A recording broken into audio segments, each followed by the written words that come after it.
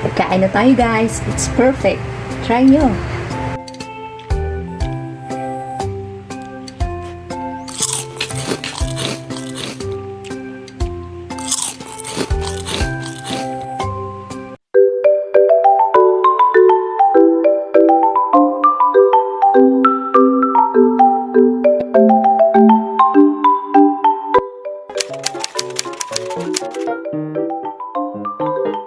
Hi guys! Welcome back to my channel, and this time ay tuturuan ko naman kayo kung paano mag-imbento ng ulam, lalo na tight tayo sa budget. And then ang choices na lang natin ay kung ano yung mga nasa rep natin, either nabubulok na or basta magagamit pa is pwede naman natin gawa ng paraan. So okay, samahan nyo ako kasi magluluto tayo.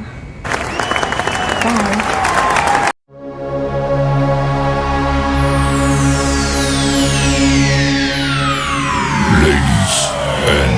Gentlemen, may I have your attention, please?